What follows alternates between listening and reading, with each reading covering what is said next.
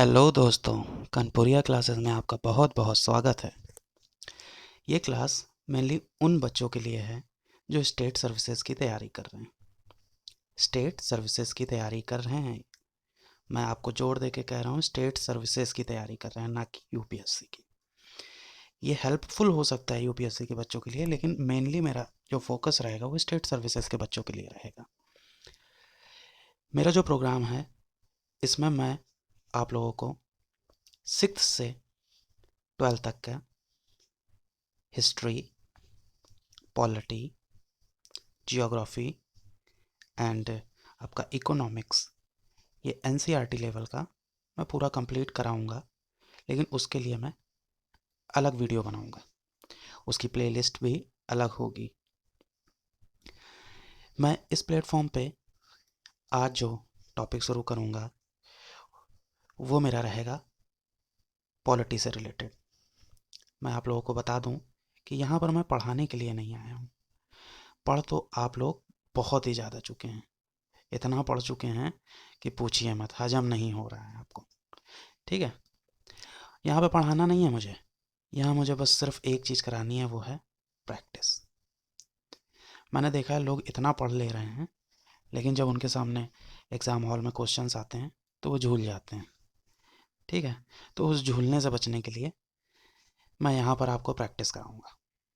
सिर्फ प्रैक्टिस करनी है, टॉपिक को समझना है, उसके बाद प्रैक्टिस करनी है। ओके, तो आज मैं जो अपना सब्जेक्ट ले रहा हूँ वो है पॉलिटी। अगर आपको अच्छा लगता है तो इसके बाद मैं और क्लासेस अपडेट करूँगा।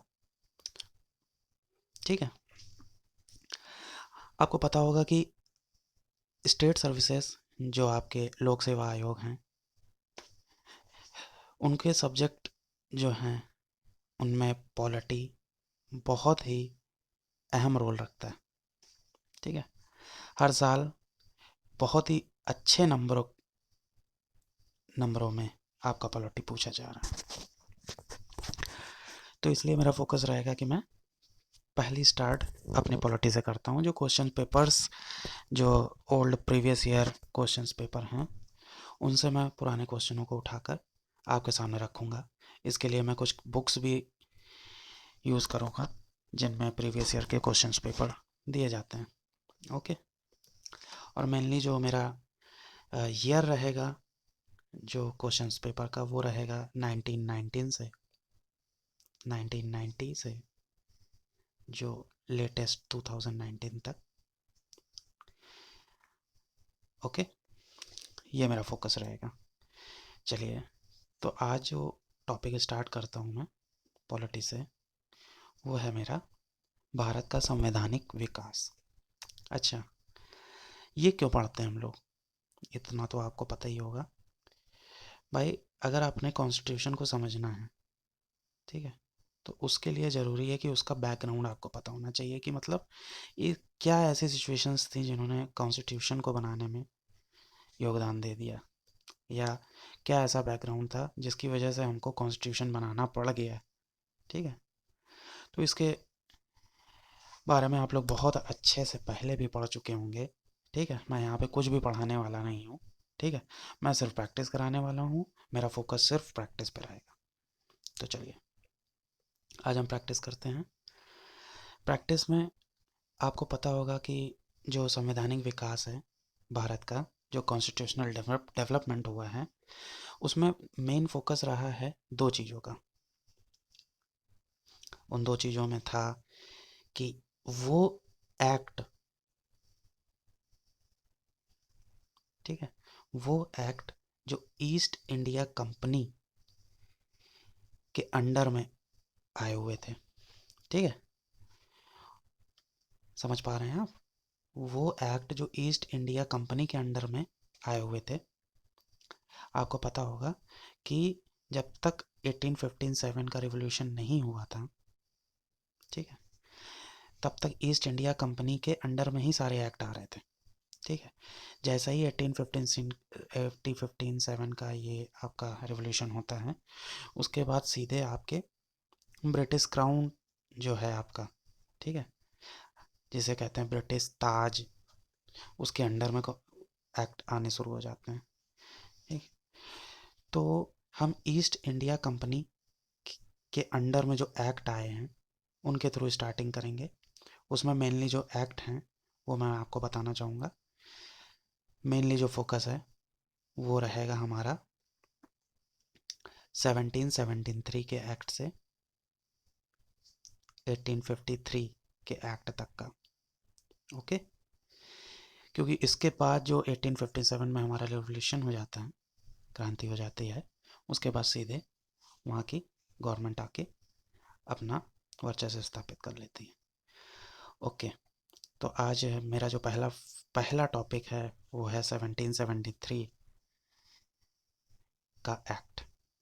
ठीक है, कुछ नहीं पढ़ना है बच्चों, कुछ नहीं पढ़ना है। ठीक है, आप बहुत पढ़ चुके हो, अब सिर्फ प्रैक्टिस करनी है, सिर्फ प्रैक्टिस।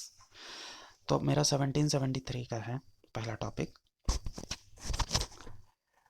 अब इसके बारे में जो मेन चीज़ें हैं जो क्वेश्चन पेपर में पूछी गई हैं 1990 से लेके बार बार 2019 तक कुछ ना कुछ ऐसा चीज़ें पूछी जा रही हैं। ठीक है, उसको आपको ध्यान देना है। ठीक, बस ये आप एक काम करिए, एक कॉपी बना लीजिएगा, उसमें सिर्फ मेन पॉइंट नोट करिएगा और कुछ मत करिएगा, सिर्फ मेन पॉइंट्स नोट करिएगा, फिर उसके बाद मैं क्वेश्चन पेपर सॉल्व करवाऊंगा। ठीक है, अच्छा 1773 का ये जो आपके एक्ट था, इसमें कुछ बातें हमें याद रखनी है। सबसे पहली बात, पहले क्या होता था, अब 1773 के जो एक्ट आया है उसमें सिर्फ एक पॉइंट याद रखना है कि भाई इसमें बंगाल का गवर्नर जो था, बंगाल का जो गवर्नर था आपका, बंगाल का, मैं बार बार बोलना चाहूँगा, मैं बंगाल का जो गवर्नर था उसको बस बंगाल का गवर्नर जनरल बोलना स्टार्ट कर दिया गया। ठीक है, 1773 में बस एक चीज़ की गई, वो मेन चीज़ थी कि जो अब पहले बंगाल का गवर्नर होता था उसे बंगाल का गवर्नर जनरल बना दिया। ठीक है, ये एक पॉइंट नोट कर लीजिए, 1773 के एक्ट में सिर्फ बंगाल का गवर्नर जनरल पद बनाया गया। ठीक है, अच्छा, जो पहले आदमी थे जो बंगाल के गवर्नर जनरल बने वो कौन थे? पहला आदमी, इससे पहले तो बंगाल बंगाल के गवर्नर चल रहे थे ना, लेकिन बंगाल का जैसा ही गवर्नर जनरल बना दिया तब कौन बन गया? Warren Hastings. Warren Hastings. Warren Hastings. तो अगर क्वेश्चन पूछता है कि भारत का या आज़ादी से पहले बंगाल का गवर्नर जनरल कौन था, कौन था? Warren Hastings. बहुत ही सिंपल, बहुत ही सिंपल। ठीक है, इसके बाद जो बंगाल का गवर्नर जनरल बना दिया, बंगाल का गवर्नर जनरल, गवर्नर जनरल बीजीजी लिख रहा हूँ मैं शॉर्ट में।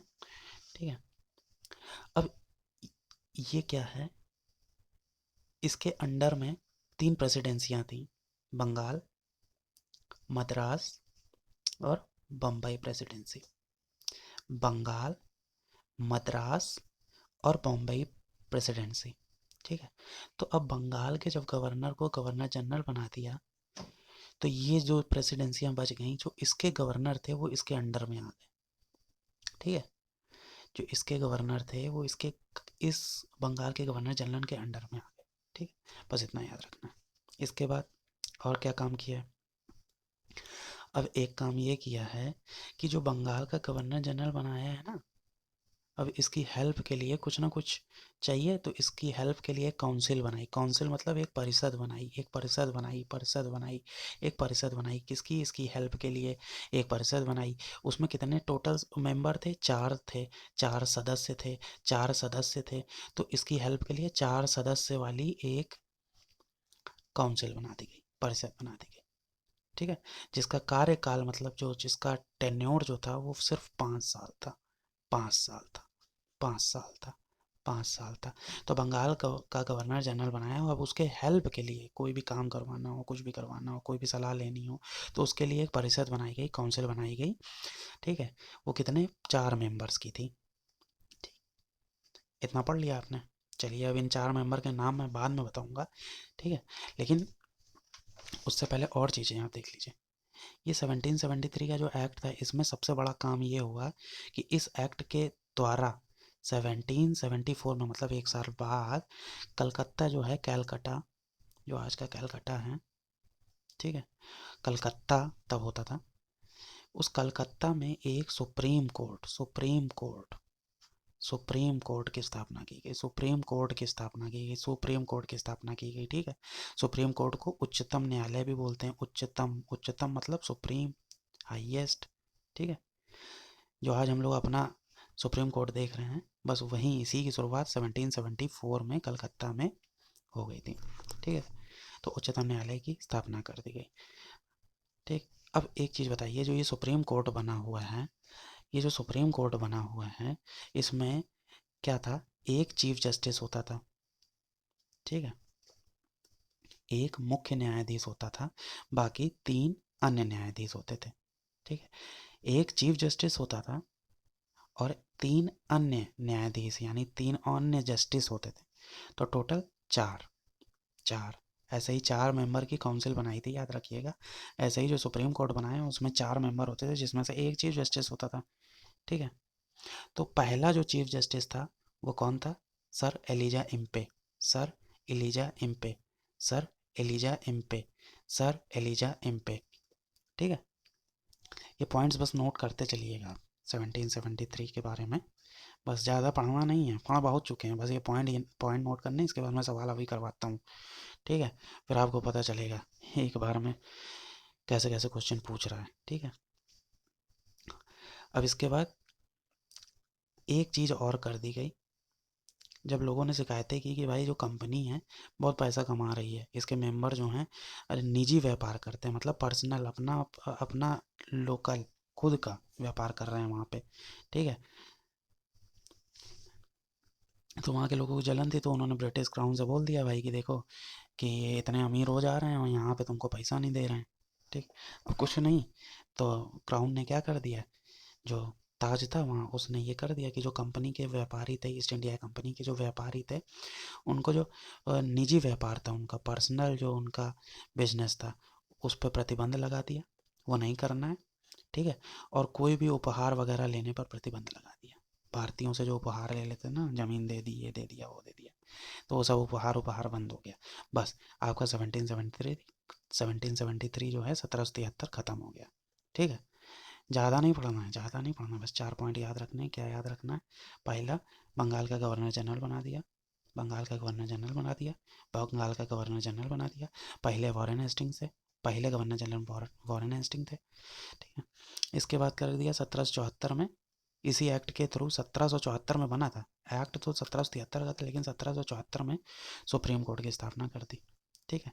अच्छा, ये बंगाल का गवर्नर जनरल जो था, इसकी हेल्प के लिए 4 मेंबर वाली एक काउंसिल बना दी, एक परिषद बना दी, ठीक है। इसके बाद क्या किया था, कंपनी के जो व्यापारी थे उनका निजी व्यापार पर प्रतिबंध लगा दिया था, उपहार लेने पर प्रतिबंध लगा दिया था, बस और कुछ नहीं पढ़ना, ठीक है।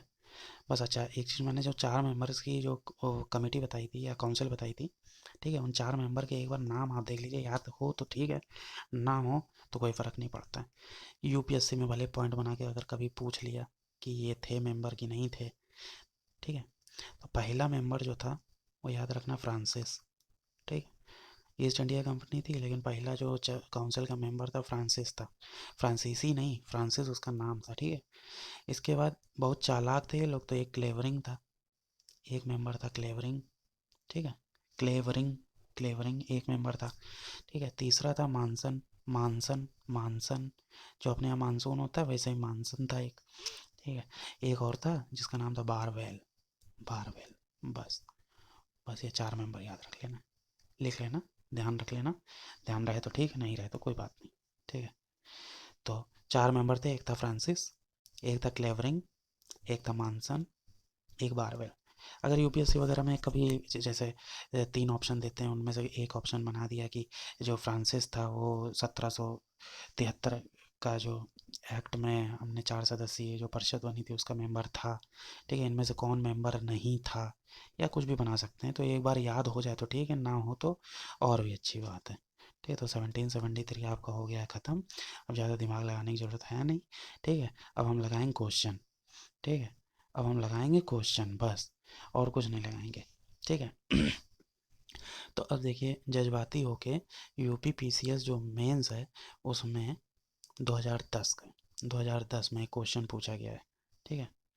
एक क्वेश्चन पूछा गया है। अच्छा, एक चीज़ याद रखिएगा, जो पहला जो इसको बोलते हैं रेगुलेटिंग एक्ट, रेगुलेटिंग जो 1770 है, इसको रेगुलेटिंग एक्ट भी बोलते हैं।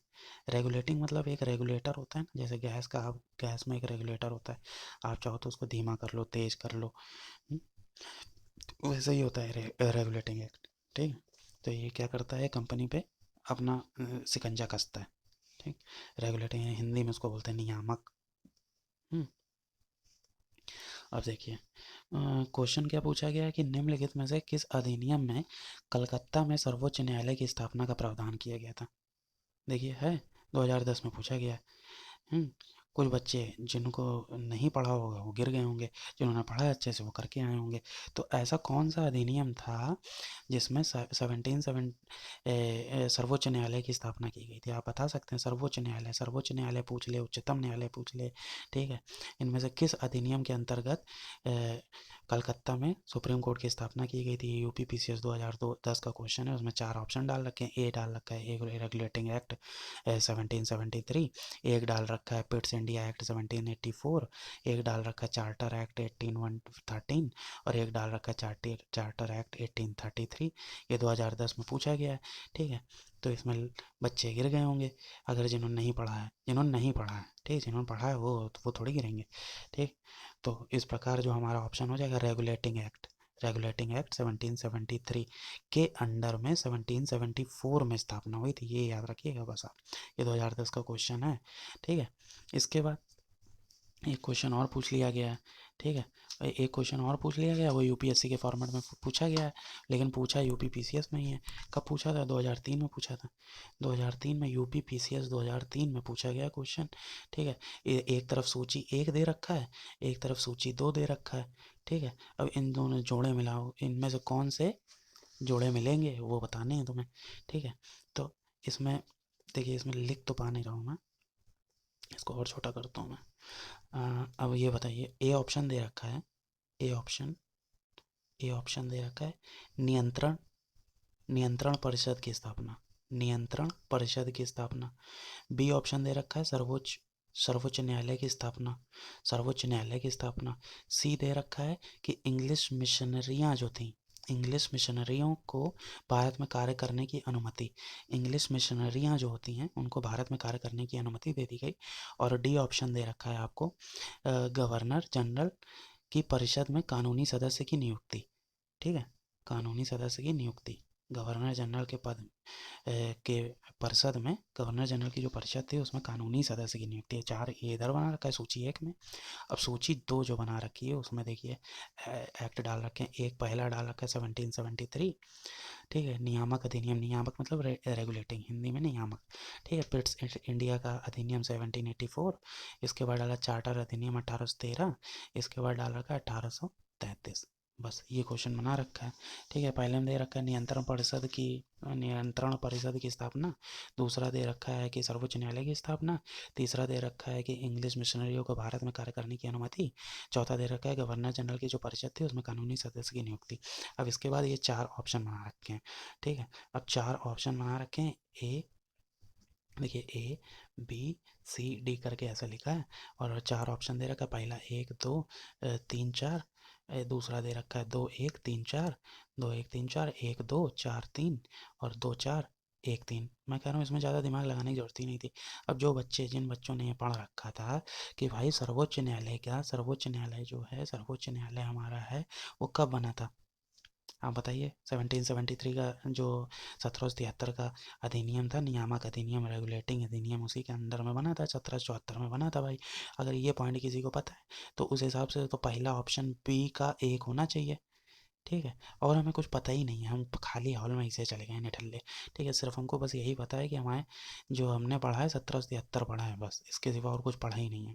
1773 का रेगुलेटिंग एक्ट पढ़ा था, उसमें पढ़ा ये हमने पढ़ा था कि भाई 1774 में इसकी सर्वोच्च न्यायालय की स्थापना की गई थी। ठीक है, तो सर्वोच्च न्यायालय की स्थापना की गई थी, यानी बी का ऑप्शन हो जाएगा ए, एक, यानी बी का जो जोड़े बना होगा उसका एक होगा। बाकी हमें लेना देना नहीं है, चलते हैं हम ऑप्शन देख लेते हैं भाई एक बार।